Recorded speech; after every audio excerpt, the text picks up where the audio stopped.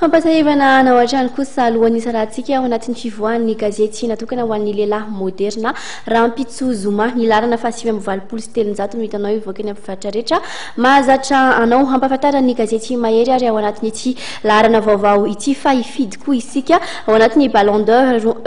d'Or rombiny folo sy roa arivo eo amin'ny taranja rugby top 8 kosa eto amintsika amin'ny fifaninanana amin'izay taranja ny baolina lavalava izay dia efa nampiseho sady mety ho fizotra ny lalao mofo eo amin'ny TFM Mas cause fa izay tsy maintsy isy tavela moa no lohateny nasongadinan'ny gazety mahery an'izay Rampitso ary eo ihany koa ny lalao eo amin'ny Tama sy ny RC hitomany tena izay resy ho an'ny kitra super coupe kosa malifaty ny AS Adema ary hitondran'ny gazety mahery hatrany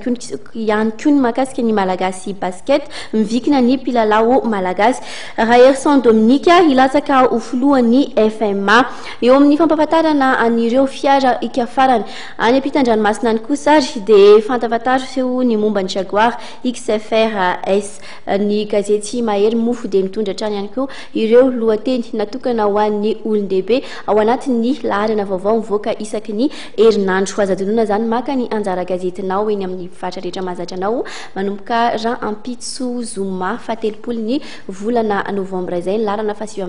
sivy amby valopolo sy telonjato melohany sarahantsika tanteraka indray kosa ny vaovao isan'ny nosogadina tamin'ity androany ity ary no indro averina amintsika ary taorian'ny fampiakaran'ny vidin'ny fiakaran'ny vidin'ny solika teny amin'ny tompo-panjara Jovenara dia nanomboka nampiakatra ny vidin'ny solika teo amin'ny ihany koa ny tompo-panjara Galana tamin'ity androany ity tompoko lahy tompoko vavy ankasitrana hatrany ianao anaraka ny fampalam-baovao hatramin'ny farany manasanao hatrany kosa izay anaraka ny toan'ny fandaharana itony fahitalavitra matv ny tantara mitoy El Diablo no atolotra anao avy hatrany ao aorianan'izao fampalam-baovao izao mandrapio anary tompoko lahy tompoko vavy